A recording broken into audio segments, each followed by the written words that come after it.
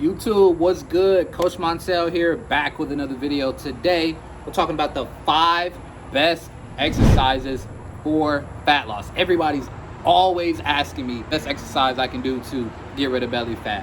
What can I do to get rid of cellulite? What can I do to get rid of the fat on my arms? I'm always getting these questions and always answer with diet. But honestly, there are some things or a lot of things that you can do in your training to make fat loss more possible and sustainable for you.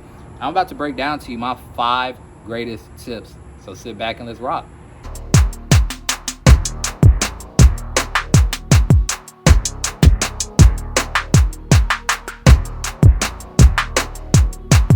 All right, so first off, before we dive into what the best exercises are, we actually got to have an understanding of what makes an exercise actually good for fat loss.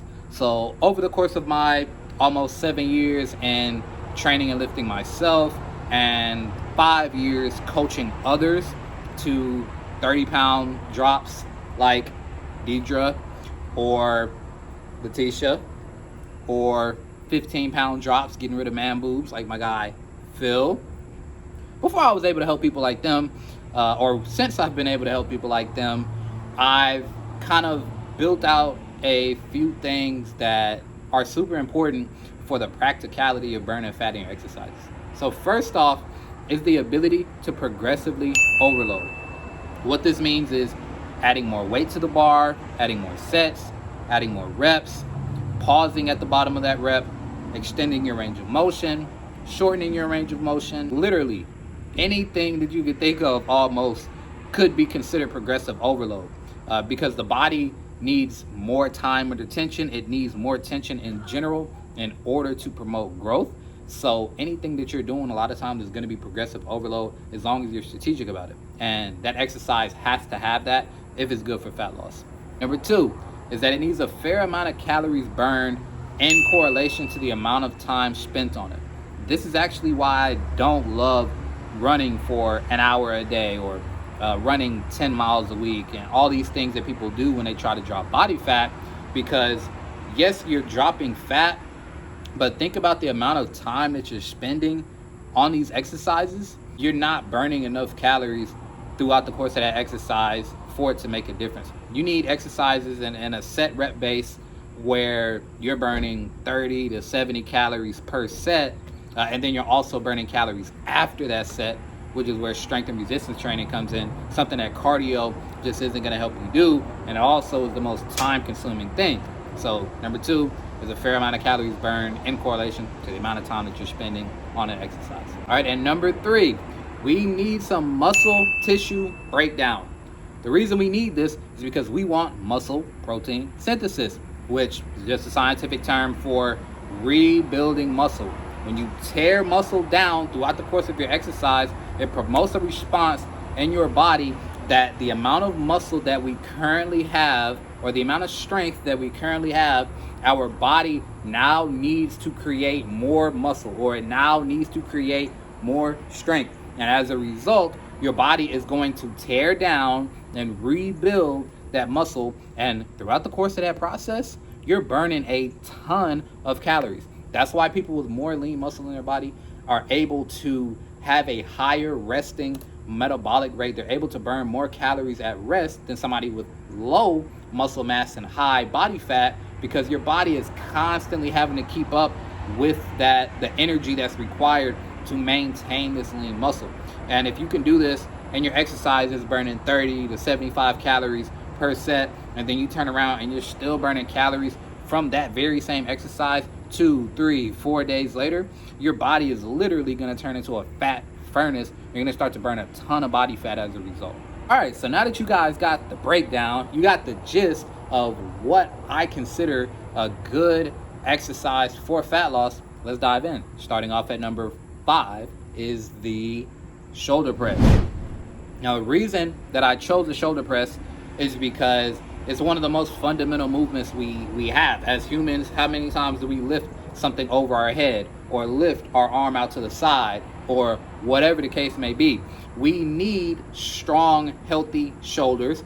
we need strong traps, we need a strong upper back. So it's extremely functional. It's a compound movement, which is the basis and foundation. Spoiler alert, there won't be any isolation exercises in this video. It's going to be all compound lifts, because the more muscles you can recruit for an exercise, the more calories your body is going to burn throughout the course of that exercise. And then the more muscle breakdown you have throughout your body, the more muscle protein synthesis we have to undergo, the more calories you're going to burn.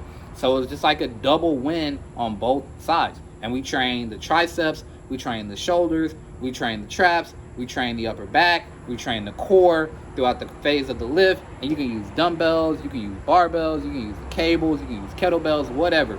But shoulder press is my number 5. Number 4 is going to be the pull-up. Now, pull-ups are actually an exercise that it doesn't seem like it translates to functionality in the real world, but think about how often we have to pull something. Think about how often our body needs to be able to hold and maintain itself in a certain position, and that's what pull-ups provide. If you look at somebody that can do pull-ups, and not a lot of people probably in the general population can perform them without some sort of assistance, but for those that can, they are pretty much always extremely muscular and extremely lean. This is a direct reflection of your body's core strength, of your ability to pull and hold yourself through space. And pull-ups are a great functional exercise for that. And then compound lift wise, we're training the biceps, we're training the lats, we're training the upper back, and we're training the core to stay stabilized throughout the entire course of that motion. So that's knocking on maybe half of our body already in that one exercise. So number 4, number 4 is pull-ups. All right, and number 3, my third favorite or most effective exercise for fat loss is going to be the bench press. Bench press is a great exercise as well. Think about how many times bench press is just like this. Think about how many times throughout the course of your day that you're pushing your arms out in front of you, or you're pushing something. Maybe it's a door, maybe you have a job that requires some heavy lifting and you got to push something in front of you every day. Whatever it is, bench press is a very functional movement. It's a fundamental movement of our body, so we need to develop strength in it. But from a fat loss perspective, we've got the chest that's being activated. We've got the core that's stabilizing the bar or the dumbbells or whatever it is that you're bench pressing. You've got your triceps. You've got anterior delt right here. You've got so many different things working together for you, and we've got so many different muscles that are tearing down and having to rebuild the next day. It's just a recipe for success in your fat loss. Number 2, deadlifts. Deadlifts are one of the best exercises ever. I know a lot of people think that they're dangerous. A lot of people have seen people get hurt. People with back issues probably attributed to deadlifting, but that's for people that don't lift with proper form. That's for people that are using more weight than they probably should be using, or people that aren't recovering adequately. But if you think about it, a deadlift is one of the most fundamental functional movements that we have. Bending down to tie your shoe and then coming back up, or lifting something off the ground. All of these are deadlift motions, and these things happen so often throughout the course of our day, so you have to develop strength in that if you want to stay strong in your everyday life. And then from a fat loss perspective, man, where do I begin? You've got hamstrings that are being targeted. You've got your glutes. You've got your low back. You've got your core stabilizing the movements. You've got your back holding the bar. You've got your forearms. You've got so many different things working. Essentially, your entire body is working on these deadlifts. And what does that mean? Every single muscle that's being worked is going to need to tear down and rebuild. So more fat loss. More fat loss is exactly what we're looking for. And number 1, coming up, before I dive into number 1 though, if you guys have gotten value out of this conversation, out of this video, please hit the subscribe button, turn notifications on, and comment below and tell me what you're thinking so far. And also tell me what you feel like number 1 is going to be. Timestamp your comment. Tell me what you think number 1 is going to be before I get to it. All right. And last but not least, the big kahuna, the king of kings, the best fat loss exercise of them all is going to be the front/back squat. Either or, whichever one you want to do, you should actually be performing both equally, if not inside the same training block, at least alternate and switch on and off. But the back squat is probably the most fundamental movement that we go through in our daily lives. Sitting in a chair, sitting in the car, bending and getting something from wherever, probably primary to the lunge. I mean, you've got your squat, you've got your lunge, you've got your deadlift. Those are probably the three most fundamental motions that we have. But let's think about what we're targeting with the squat. We're targeting our quads. We're getting some glutes if you're going down low enough. We're getting some core. We're getting some upper back holding the bar. We're getting some forearms, especially if you're doing a front squat.